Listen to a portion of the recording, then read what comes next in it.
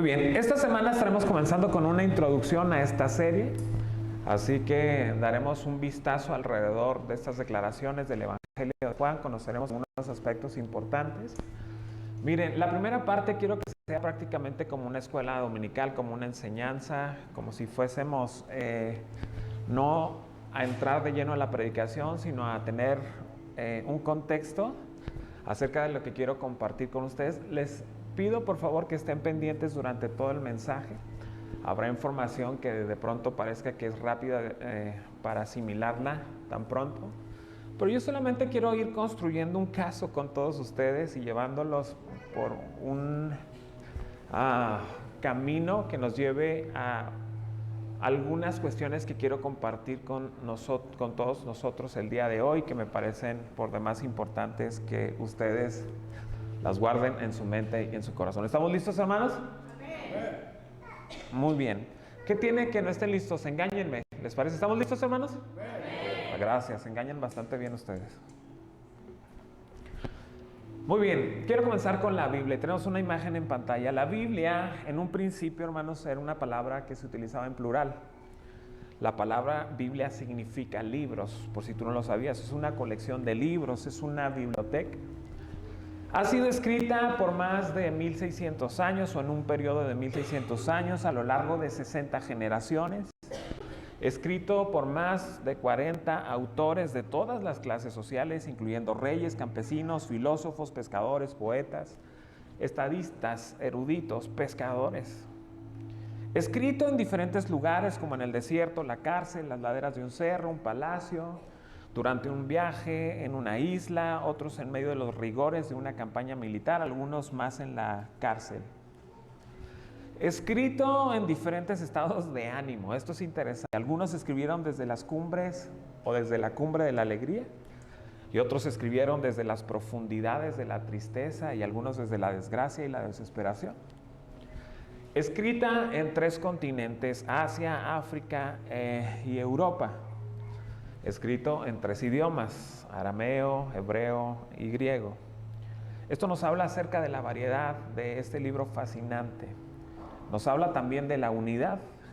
Ninguno de ellos sabía que estaba escribiendo la Biblia. Ojo acá con este dato. El Espíritu Santo no usó a las personas como un editor de palabras. Él usó sus personalidades, él usó sus diferentes estilos. En todos ellos ocurre una unidad, porque tienen un editor divino.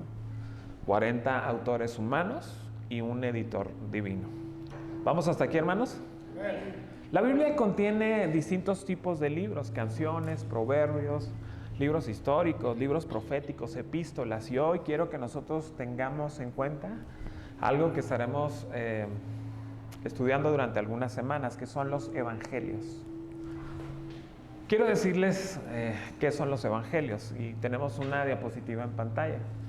Los evangelios son Mateo, Marcos, miércoles, ¿sí?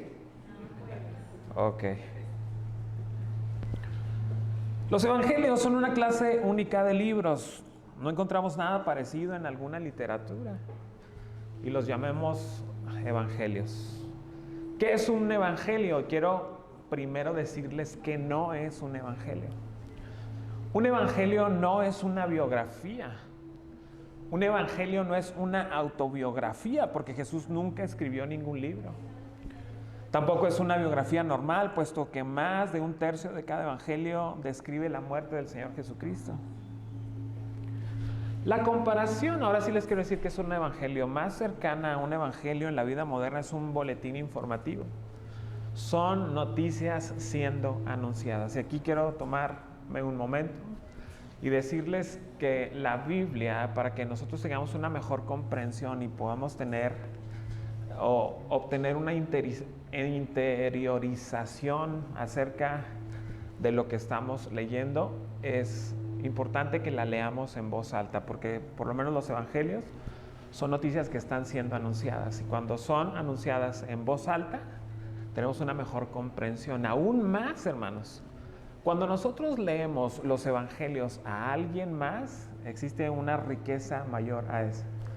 Así que les invito a que si ustedes están leyendo los evangelios, los lean primero en voz alta para que ustedes mismos escuchen lo que están diciendo, y después aún encontramos más riquezas cuando ustedes le leen las buenas nuevas a alguien más. Es un género literario único. Y los escritores de los evangelios fueron testigos de algo que vieron, algo que ocurrió, lo escucharon, quisieron anunciar las nuevas a otros.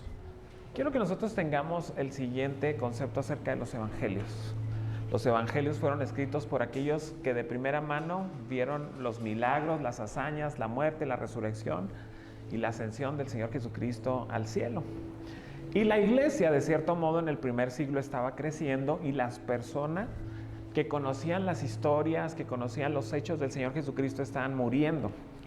Mientras la iglesia crecía, aquellos que habían visto al Señor Jesucristo de primera mano estaban falleciendo, algunos a causa de la persecución y algunos otros por causas naturales. Por los que era muy importante, de vital importancia, que estos hombres que de primera mano habían escuchado al Señor Jesucristo dejaran escrito para que usted y yo pudiéramos disfrutar de lo que el Señor Jesucristo hizo en nuestras vidas. Y eso, lo que hizo en el pasado y puede hacer en nuestras vidas. Y esos son los evangelios. Quiero llegar a un punto importante, porque dentro de los evangelios, y esto es como una clase dominical, y quiero que tengan paciencia, porque no les digo, estoy construyendo un camino que nos llevará a la aplicación de algunas cosas específicas. Los evangelios. Existen 3 de los 4 evangelios que se consideran los evangelios sinópticos. El evangelio de Mateo, de Marcos y de Lucas son los evangelios sinópticos. Los primeros 3 evangelios ponen a Jesús desde el mismo punto, desde la misma perspectiva. Estamos hablando que los primeros 3 evangelios tienen una perspectiva igual del tiempo, del espacio, es decir, de los lugares, y finalmente de los hechos que querían comunicar a través de los evangelios. Los primeros 3 miran a la parte externa del Señor Jesucristo, y justamente Juan, que no se considera un evangelio sinóptico, considera a la parte interna del Señor Jesucristo. Miren, presten mucha atención. Hay 2 explicaciones de la creación en Génesis, en el capítulo 1 y en el capítulo 2. Hay 2 versiones de la historia de Israel, una está en Crónicas y en Reyes, y la otra también. Para algunas cosas importantes, Dios nos da perspectivas distintas para captar el todo multidimensional. Así que le vemos en los evangelios de 4 ángulos distintos. Yo les he dicho que de alguna manera los evangelios sinópticos nos dan un entendimiento más detallado acerca del Señor Jesucristo. ¿Qué son los evangelios sinópticos? Si ustedes vieran únicamente el lateral de mi celular, si ustedes únicamente estuvieran viendo el lateral de mi celular, no tendrían una percepción total de lo que les estoy mostrando. Para lo cual, si yo girara el celular, tal vez ustedes tendrían una perspectiva ya de qué es el objeto que tengo en mis manos. Por las cámaras, por la manzanita. Tal vez si yo les enseño ya de frente el celular, ustedes se darían cuenta de qué objeto les estoy describiendo. Justo en los evangelios sinópticos son esos, una perspectiva diferente, desde un ángulo diferente, desde cada autor, acerca de la persona más asombrosa que ha existido en esta tierra. Jesús es la persona más increíble que jamás ha vivido. Cada una de las personas tenía una perspectiva diferente acerca del Señor Jesucristo. ¿Estamos hasta aquí, hermanos? ¿Me están siguiendo? ¿Están mentalmente aquí? Job les tiene una musiquita bonita para que duerman a gusto, pero igual y cuando les digan Mel, despierten. ¿Les parece? Ah, gracias. Cada uno veía a una persona distinta, o a la misma persona manifestándose de forma distinta. Quiero que presten mucha atención a lo siguiente. Voy a empezar por Marcos. Estamos hablando de Marcos, de Mateo, de Lucas y de Juan. Marcos, si me pones la siguiente diapositiva, por favor. Marcos muestra a Jesús como el Hijo del Hombre. Marcos es el primero en escribir un evangelio y es el más corto.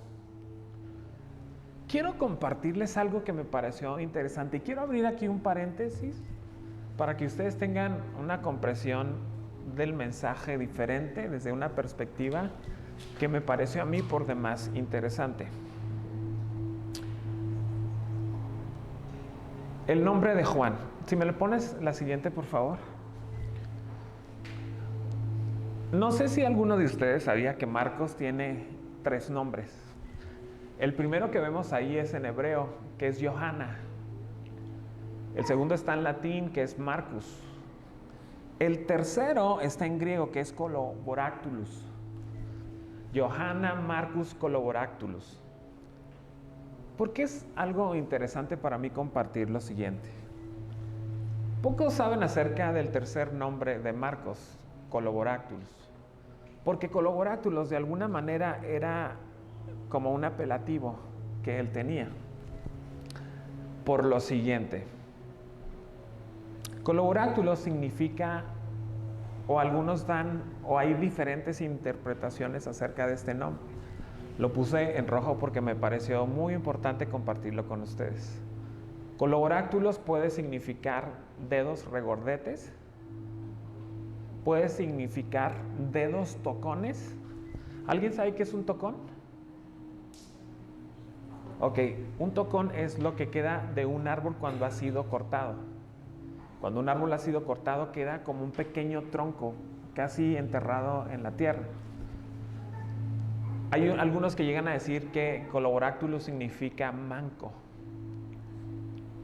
¿Por qué les estoy diciendo esto? Cuando yo comencé la iglesia, ¿se recuerdan que he compartido esta historia con algunos de ustedes? Yo estuve en una cena con unos amigos compartiendo acerca de que íbamos a abrir la iglesia, que estábamos listos, que íbamos a cambiarnos justamente para acá. Y en esa cena una persona me empieza a recordar algunos reglamentos para los sacerdotes que están por ahí en Levíticos. Si tú lees Levítico empiezas a darte cuenta que había reglamentos muy específicos que tenían que ver con aspectos físicos de los sacerdotes, de los que oficiaban el templo.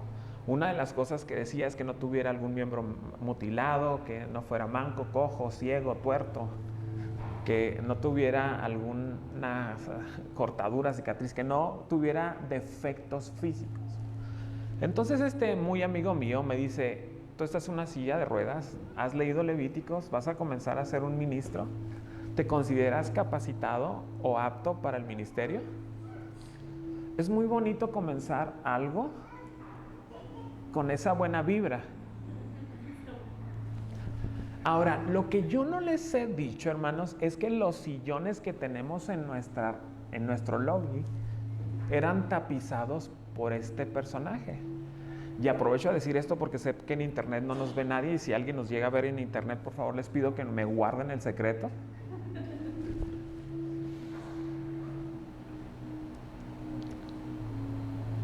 Entonces, cada vez que yo entraba a la iglesia, había un recordatorio, porque esta persona que me dijo eso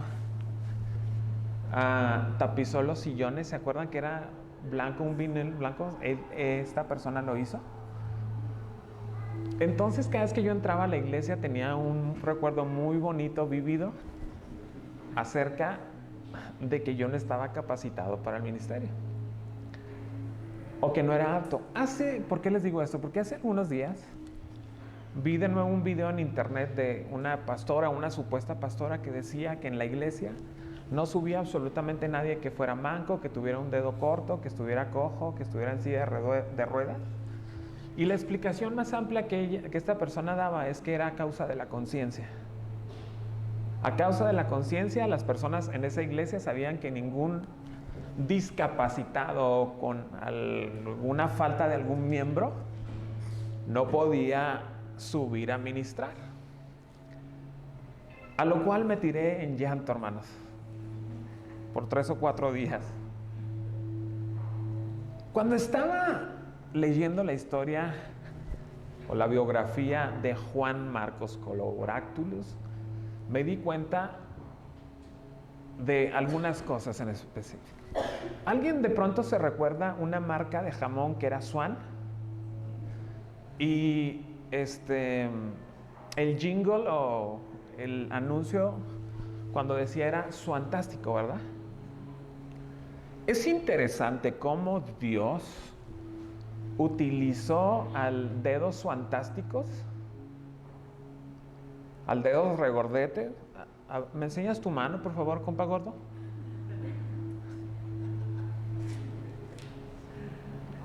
Cómo Dios utilizó a alguien que tenía una limitación o una discapacidad para escribir la Biblia o para comenzar con el primer evangelio del cual nosotros tenemos registro.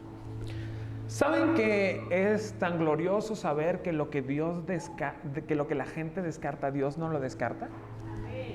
Que lo que la gente considera como impuro, insano, no santo, que lo que la gente desprecia, Dios lo utiliza para su gloria. Y si Dios utilizó a un dedos tocos o a un manco para escribir la Biblia, cuanto más puede utilizar a un pastor que está en silla de ruedas o a alguno que tenga alguna carencia, alguna dificultad, a alguien que haya sido despreciado por la gente. Porque Dios es tan asombroso que Él utiliza para su gloria cualquier deficiencia, discapacidad que tú y yo tengamos. Así que si Dios utilizó a un manco para escribir el primer evangelio, puede utilizarnos a nosotros para hacer cosas gloriosas en este tiempo. ¿Cuántos dicen amén a eso esta mañana?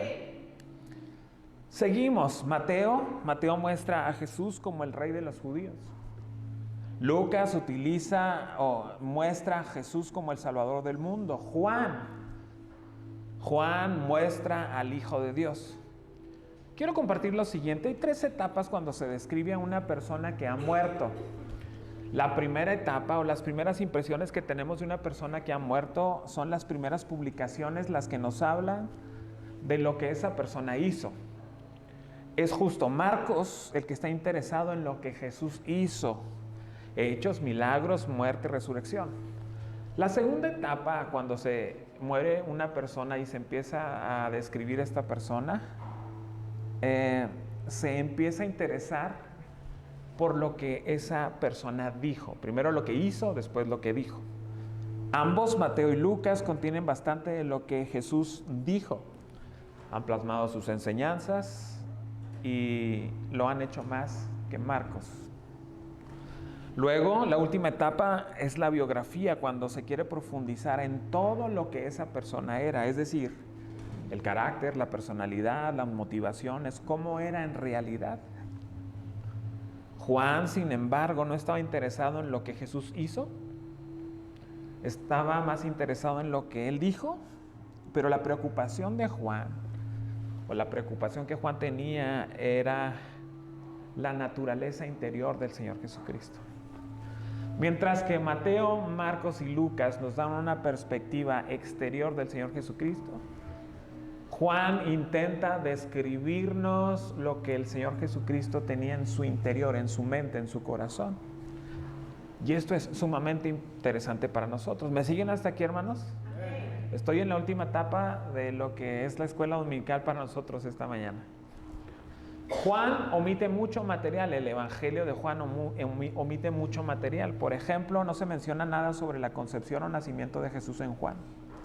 No se menciona su bautismo, no se mencionan sus tentaciones, no habla acerca en ningún momento de expulsar demonios. No menciona sobre la transfiguración cuando llevó a Santiago, a Pedro y a Juan a la montaña.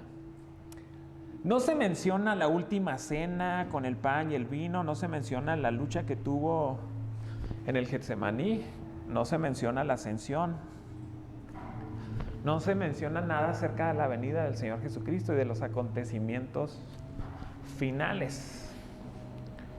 Hay solo 7 milagros, ojo acá, en el Evangelio de Juan, mientras que en los otros evangelios hay docenas de ellos. Incluso en Juan no se menciona el reino de los cielos. Hay adiciones importantes. ¿Están aquí, hermanos? De los 7 milagros que Juan mencionó, 5 son completamente nuevos, solo 2 son repeticiones.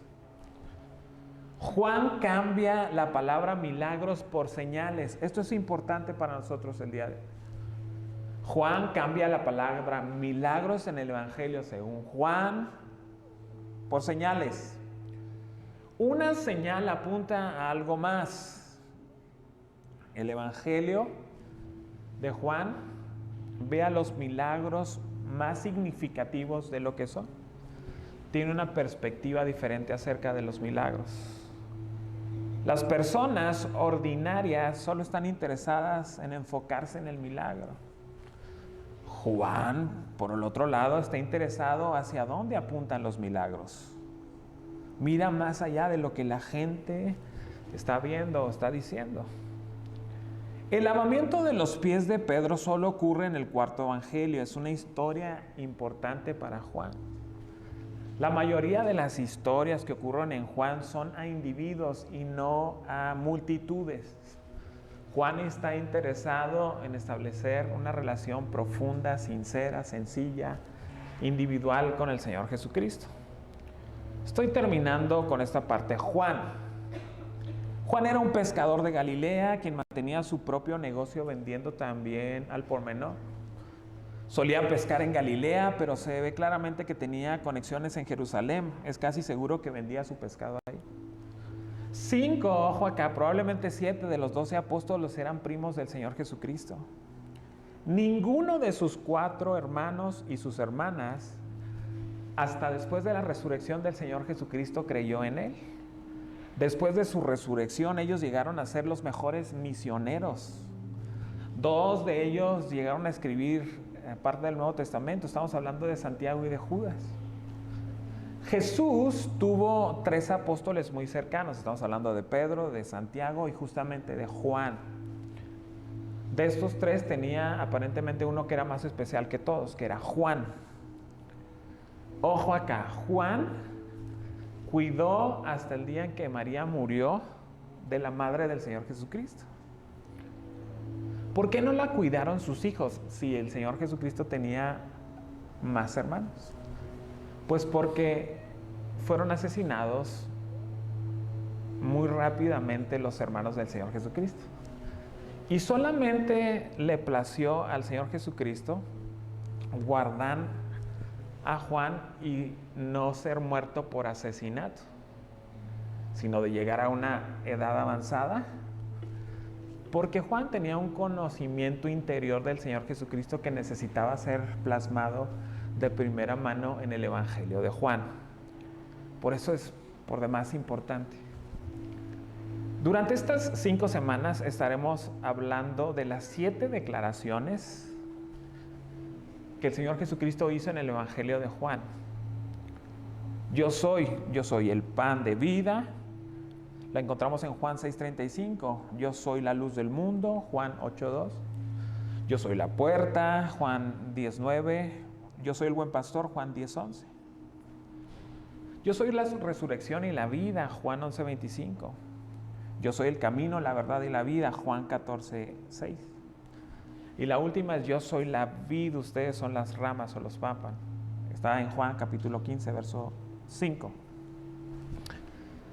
Juan fue escrito para creyentes maduros o para que los creyentes maduros mantuvieran su fe en el Señor Jesucristo. Esto es vital. Juan fue escrito para que creyentes maduros se mantengan en su fe. ¿Estamos hasta aquí, hermanos? Bueno, ahora comienzo a compartir lo que creo Dios ha puesto en mi corazón para compartir todos ustedes. ¿Estamos aquí, hermanos? Juan 3:16. Juan 3:16 dice lo siguiente: porque de tal manera amó Dios al mundo que ha dado a su Hijo unigénito, para que todo aquel que en Él cree. Y ustedes ven un paréntesis que está en rojo. Las traducciones se han ido modificando de alguna manera. Y yo quiero que prestemos atención al siguiente verbo, porque este verbo está en un presente continuo. En realidad la traducción dice cree, pero el presente continuo nos dice siga creyendo. En realidad El texto se tendría que leer de la siguiente manera: porque de tal manera amó Dios al mundo que ha dado a su Hijo unigénito, para que todo aquel que siga creyendo no se pierda, mas tenga vida eterna. Juan 3:16. Es decir, hermanos, que estas discusiones que luego se tienen entre que si se pierde o no la salvación, tendríamos un poquito más de luz si hubiéramos ido a la traducción original y nos diéramos cuenta que Juan está diciendo que la fe que tuvimos en el pasado, hace 20 años, hace 10, que la fe que tuvimos ayer no nos funciona para la fe, para que el día de hoy alcancemos lo que Dios ha propuesto para nosotros. Por eso dice: el que siga creyendo, aquel que se mantenga, aquel que siga confiando, aquel que siga depositando su confianza en el Señor Jesucristo, aquel que siga creyendo. Hay aún más algo interesante en este pasaje. El pasaje dice: porque de tal manera amó Dios al mundo que ha dado a su Hijo unigénito. A ver, Juan se toma una libertad que ninguno de los otros autores de los demás evangelios se toma. Es decir, que Juan conocía tanto el interior del Señor Jesucristo, que las palabras que el Señor Jesucristo decía, Juan las expandía. A ver, estas son palabras del Señor Jesucristo siendo expandidas en tercera persona por Juan. Es decir, que si el Señor Jesucristo estuviera diciendo en primera persona: porque de tal manera amó Dios al mundo que ha dado a su Hijo unigénito, para que todo aquel, como que no estaría claro, no tendría sentido si el Señor Jesucristo estuviese hablando de sí mismo. Por eso Juan hace algo interesante: toma las palabras del Señor Jesucristo, se las apropia y las expande. Encontraremos muchas oraciones en Juan acerca de este escritor expandiendo lo que el Señor Jesucristo quería decir. Presente continuo. ¿Alguno de ustedes ha escuchado: pedid y os dará, buscad y hallaréis, llamad y os abrirá? Pues esta declaración también está en presente continuo. El que sigue pidiendo, se le dará. El que sigue buscando, el que está en búsqueda, hallará. El que está constantemente llamando, se le abrirá la puerta. ¿Cuántos de nosotros tenemos una oración por la que hemos orado en el pasado y dejamos de orar? El Señor nos llama a seguir orando continuamente hasta que Dios haga algo glorioso en lo que estamos pidiendo, en lo que estamos buscando, en lo que estamos llamando. Por eso, si alguna de las peticiones que tú has puesto delante de la presencia de Dios no se ha contestado, ¿nosotros qué seguimos haciendo? Seguimos pidiendo, presente continuo, seguimos buscando, seguimos tocando a la puerta hasta que el Señor abra. ¿Estamos hasta aquí, hermanos? Quiero compartir acerca de creer. El verbo creer aparece 98 veces en el Evangelio de Juan. Presten mucha atención a esto, hermanos. Son mucho más que los 3 otros evangelios unidos. Aunque la fe sea característica del Evangelio de Mateo, en Mateo aparece 100 veces la palabra fe. Juan habla acerca de creer. Es el verbo que usa. Ojo acá, no es el sustantivo. Pregunté a una maestra esta semana acerca de los sustantivos y los verbos, pero al parecer me confundió más. No quiero decir quién es, porque yo no quiero que ustedes sepan que es una hermana que se para por acá a cantar con nosotros todos los domingos.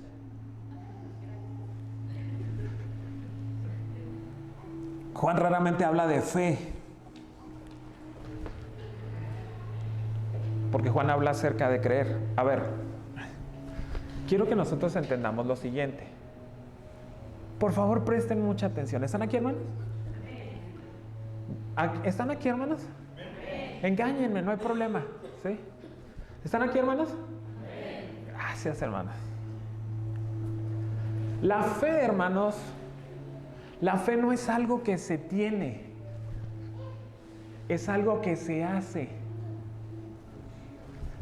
La fe, por un lado, es sustantivo, pero creer es un verbo, es una acción. ¿Por qué es tan importante esto, hermanos? La fe es algo, por un lado, que se tiene, pero creer es el verbo, el efecto, la acción de la fe. A ver, trabajo, si nos referimos a una cosa, es un sustantivo. Trabajar es un verbo, es una acción, ¿sí? Fe como algo es un sustantivo, pero creer es la acción de fe, es algo que se hace, no que se tiene. Hermanos, no basta con que tú y yo tengamos fe, hay que creer, hay que llevar a cabo las acciones que nos llevarán a confiar en el Señor Jesucristo. Y justo de esto quiero hablarles esta mañana. 3 dimensiones sobre la fe en el Evangelio de Juan. La primera dimensión que nos muestra el Evangelio de Juan es la siguiente. El credo es la primera etapa, es el primer peldaño de creer, como lo describe Juan. Credo es dar crédito a algo. La palabra credo o la palabra clave es ¿qué? Les explico. Creer que Jesús murió. Credo es creer que Jesús resucitó. Creer en ciertos hechos históricos, aceptar la credibilidad del Evangelio, es aceptar la verdad. Creer, credo. Les comparto lo siguiente que está en Santiago. Si me pone Santiago, porfa. Santiago capítulo 2, verso 19. El pasaje dice lo siguiente. ¿Tú crees que Dios es uno? ¿Estamos? Bien haces, ¿sí? ¿También quiénes?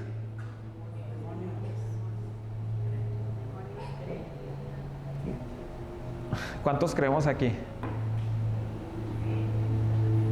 ¿Nomás el hermano Armando? Como que siento que cada vez que les pregunto algo dudan porque saben que les voy a salir con otra cosa, ¿eh? Entonces ya algunos tienen temor al bullying. A ver, ¿cuántos de los que están aquí creen, hermanos? Gracias por su entusiasmo, está impresionante, hermanos. Se nota que son creyentes. De nuevo, hermanos, ¿cuántos de ustedes creen? Bueno, que creen, hermanos, los demonios también creen. No, hombre, y no solamente creen, tiemblan. Ustedes ni amén bien pueden decir.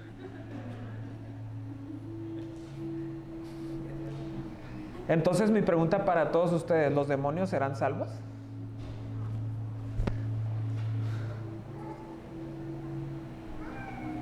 Pero si creen, acá Edgar creo que nos podría dar una cátedra, pero no, hoy no, Edgar. Nos queda poco tiempo.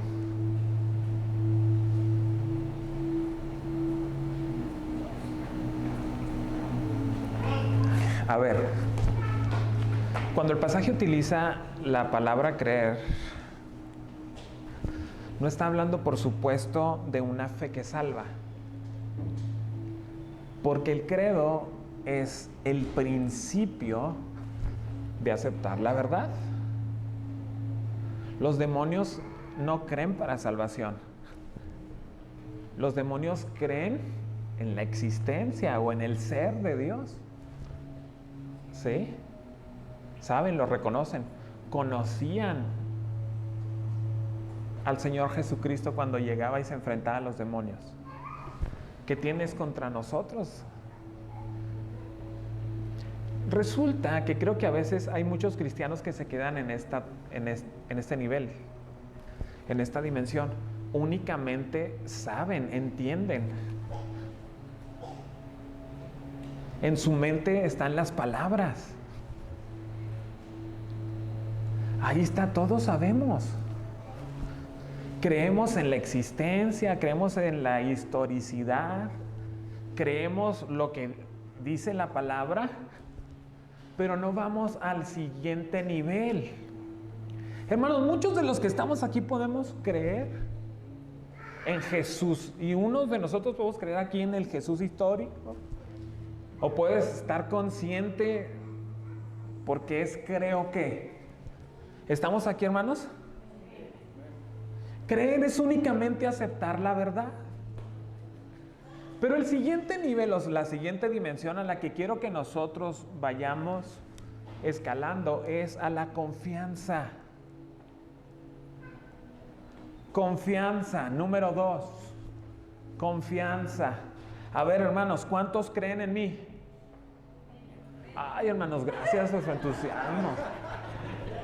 Me impactan, es increíble.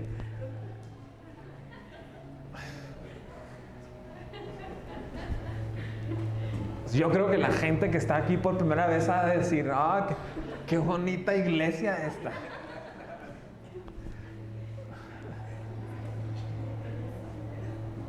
A ver, ¿cuántos creen que existo?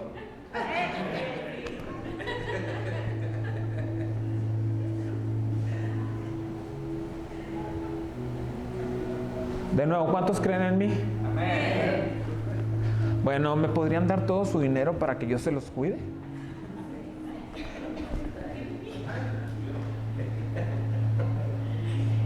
¿No que sí creían? Pues, ángeles.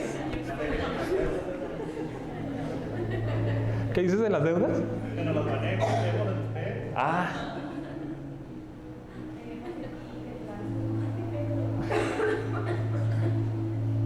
A ver. Para creer en alguien tienes que hacer algo que le demuestre que confías en él. Les vuelvo a decir, para creer en alguien tienes que hacer algo que le demuestre que confías en él. Una última vez. Para creer en alguien tienes que hacer algo que le demuestre que confías en él. Obedecer, hermanos míos, demuestra a Jesús que confiamos en él. No solamente que tenemos un credo, ¿estamos? Sino que cuando tenemos un credo vamos al siguiente nivel y nosotros confiamos.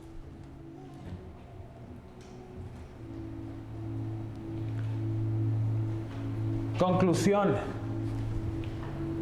Practicar la verdad es confianza. Es el segundo nivel. Pero vamos al tercer nivel.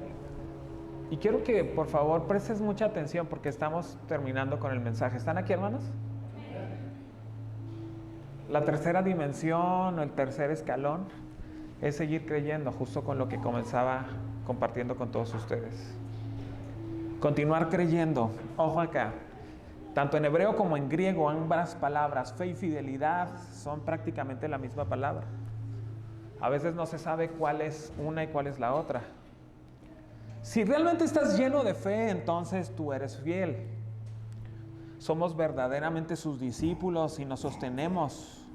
Si nos mantenemos en lo que Jesús dice, somos fieles. Mantenerse en la verdad es una dimensión vital de la fe.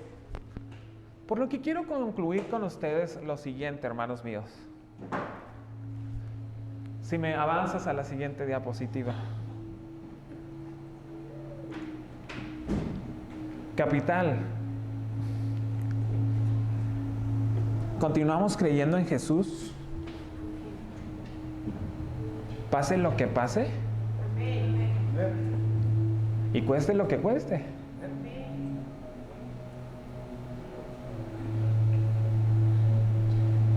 Miren, cuando yo era niño, Sí, también había coyotes. Pensaba como niño. Hablaba como niño. Actuaba como niño. Miren, cuando yo era más joven, hace 3 o 4 meses atrás,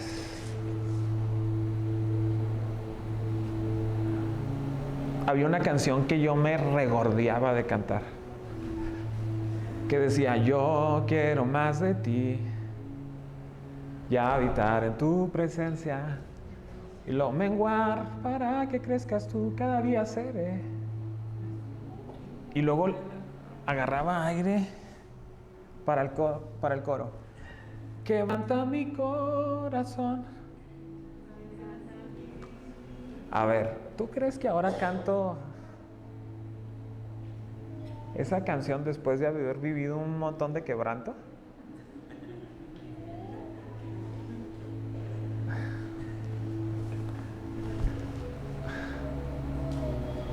Y ahora la pienso para cantar ciertas canciones, hermanos.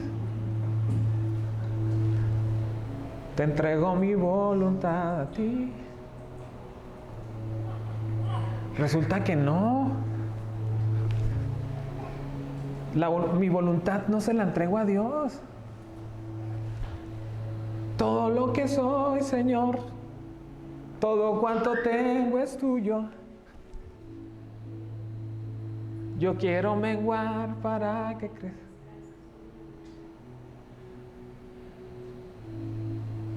El otro día la estaba escuchando y decía: ¿cómo?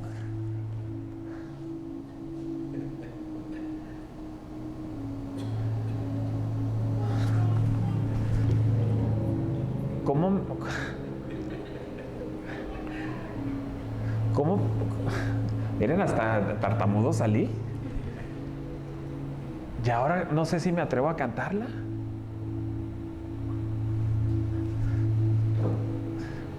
A ver, Capital, ¿continuamos creyendo en Jesús?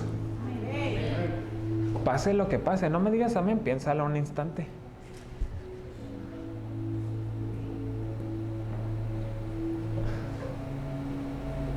Pase lo que pase.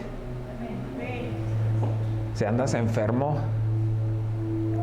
si tienes que durar varios meses en el seguro, ahí,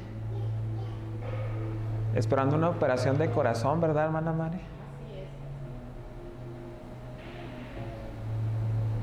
Si andas dando vueltas por el marcapasos, pase lo que pase, venga lo que venga.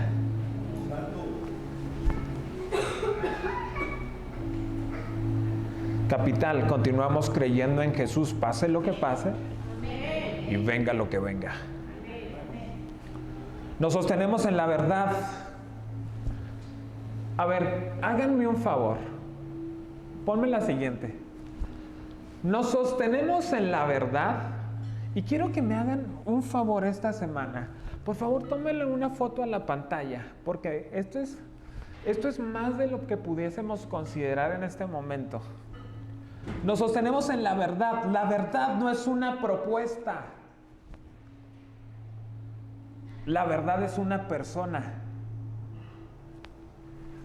Por eso Jesús dijo: yo soy el camino, yo soy la verdad. Si quieres conocer la verdad, no basta únicamente con leer la Biblia. Basta o tienes que tener una relación personal con la persona, con Dios, con Jesús. Es una pregunta, es una declaración filosófica. La verdad no es algo, no es una propuesta. La verdad es una persona. Leer la Biblia es el primer paso para encontrarnos con esa persona. Establecer una relación con Jesús es el siguiente paso para descubrir la verdad. ¿Estamos hasta aquí, hermanos? Por eso quiero que esta semana consideren esto. La verdad no es una propuesta, la verdad es una persona. La verdad no es una propuesta, la verdad es el Señor Jesucristo.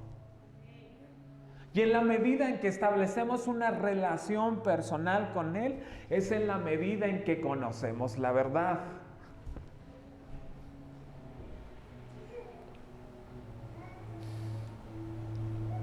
Mantenerse en la verdad es una dimensión vital para la fe. Sostenerse en la verdad como una conclusión es tener una relación con Jesús. ¿Qué nos enseña el Evangelio de Juan a través de todas sus declaraciones, hermanos? A que nos mantengamos conectados a Jesús. Pero no solamente nos mantengamos conectados a Jesús. A ver, no solamente conozcamos a Jesús desde afuera. El Evangelio de Juan nos invita a conocer a Jesús desde su corazón, desde su interior, desde su pensamiento. No hay ninguna relación cristiana que se sostenga, hermanos, por seguir a Jesús de lejos, por ver a Jesús de lejos. La vida cristiana se sostiene cuando tú y yo establecemos una relación íntima con el Señor Jesucristo. Durante estas semanas les estaremos haciendo una invitación a establecer una conexión íntima con el Señor Jesús. Y me gustaría que muchos de nosotros conociéramos la verdad, que es al mismo Cristo, al mismo Jesús durante estas semanas. Termino con esto, hermanos. Y ya parezco disco rayado. Durante 2 meses atrás viví en la ansiedad.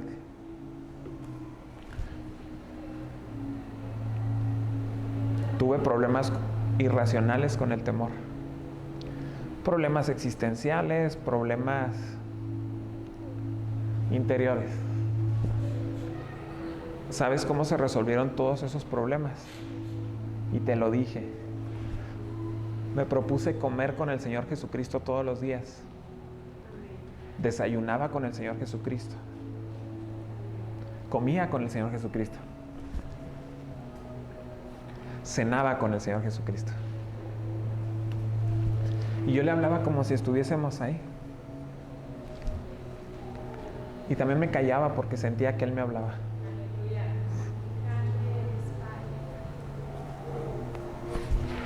Cuando conoces el amor de Jesús, la Biblia dice que el amor echa fuera el temor. Cuando comes con el Señor Jesucristo, no hay un asunto que no se pueda arreglar. No hay petición que tú no le presentes que Él no pueda resolver. No hay enfermedad, no hay temor más grande que su misma gloria y su presencia. ¿Cuál es mi oración para todos nosotros? Es que conozcamos íntimamente al Señor Jesucristo.